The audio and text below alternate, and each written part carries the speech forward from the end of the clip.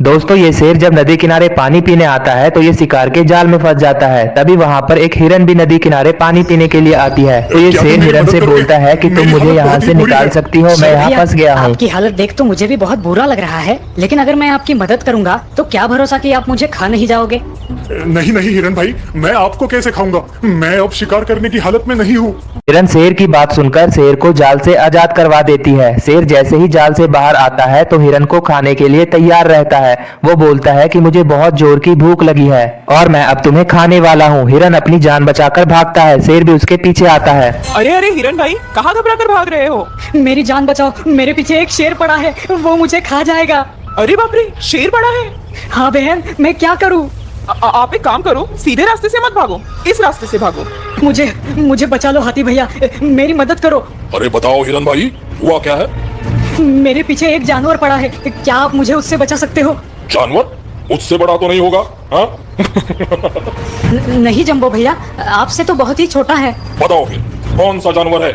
शेर। शेर?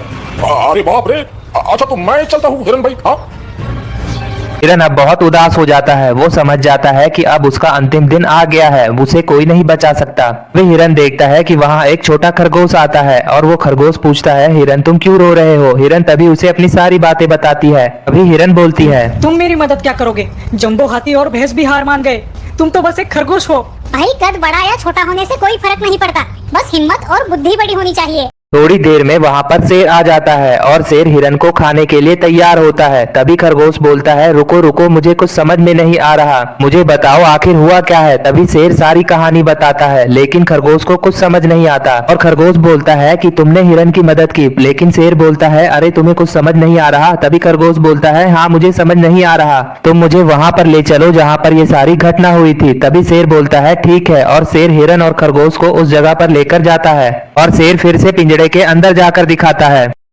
मैं इस पिंजरे में बंद था, ऐसे। अच्छा, तो हिरन ने पिंजरा खोला कैसे? तुम्हें इतना भी नहीं समझ आता बेवकूफ खरगोश, ये मैंने पिंजरा कर दिया बंद। हाँ बिल्कुल सही। अब तुम लगाओ बाहर से इसका ताला। लो, लगा दिया ताला। हाँ, अब हिरन आकर इसे खोलेगा और जरूर, लेकिन इस पिंजरे को अब हम नहीं खोलेंगे शेर भैया। खोलो इसे हिरन, खोलो इसे। शेर भाई, आप तो सबसे बड़े बेवकूफ निकले। अच्छा तो शेर भाई, अब हम चलते हैं। तो दोस्तों हिरन ने खरगोश को अपने से छोटा और कमजोर समझा, लेकिन खरगोश ने हिरन की जान बचा ली। इस कहानी से हमें ये सीख मिलती है कि हमें किसी के गुणों को उसके रूप और आकार से नहीं जांचना चाहिए। कोई भी किसी से छोटा या बड़ा नहीं होता। दोस्तों अगर आपको कहानी अच्छी लगी हो तो हमारे चैनल को सब्सक्राइब कर लें और वीडियो को ज्यादा से ज्यादा लाइक करें ताकि हम लोग आपके लिए वीडियो बनाते रहें।